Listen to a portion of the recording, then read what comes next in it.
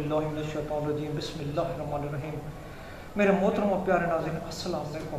میری دعا ہے رب عظیم اپنے حبیب کے صدقے کروڑا نعمتیں رحمتیں برکتیں ہر مسلمان پر عطا فرمائے اور ہمارے ملک کو تا قیامت سلامت رکھے، ہر آفات و بلات سے اپنی حفظ و امان میں رکھے، آمین۔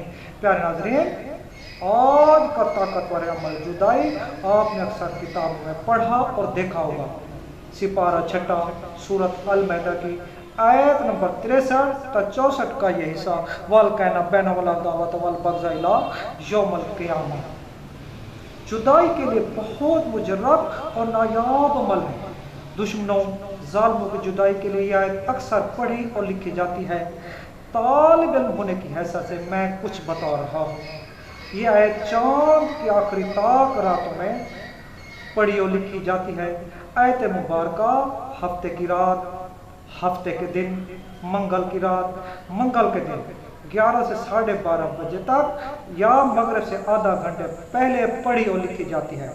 آیت مبارکہ کو 21، 41، 101 بار یا 313 بار دشمنوں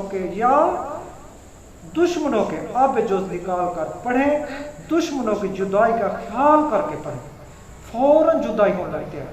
عمل یا تجویز لکھنے سے پہلے حسب توفیق اپنا صدقہ لازمی دیں۔ عمل بغیر بسم اللہ شریف کے پڑھا اور لکھا جائے، بغیر بسم اللہ شریف کے پڑھا اور لکھا جائے۔ عمل کے درمیان بولنا نہیں ہے۔ عمل پڑھتے یا لکھتے وقت اپنے اندر یقین کی طاقت، جسے ویل پاور کہتے ہیں، آپ کے عمل کو کامیاب بنائے گی کہ میں یہ عمل کر رہا ہوں یا تجویز لکھ رہا ہوں، مجھے فوراً کامیاب ہوگی۔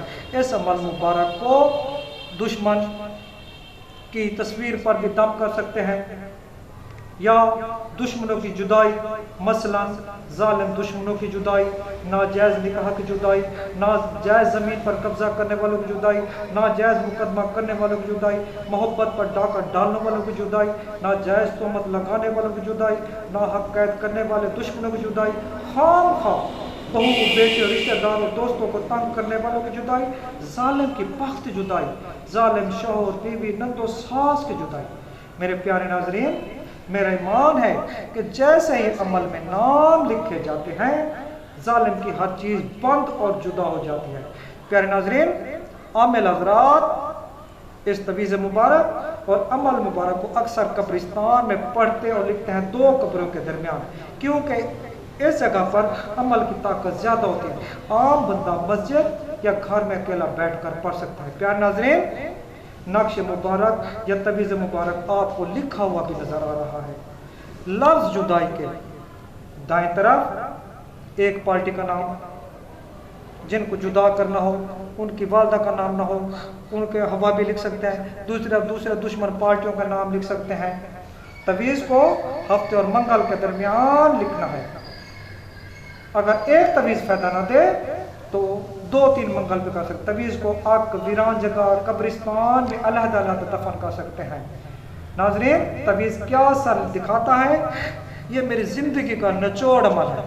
کر کے دیکھیں اور ظالم کی بربادی دیکھیں کیسے فوراً ہو جاتی ہے۔ والسلام۔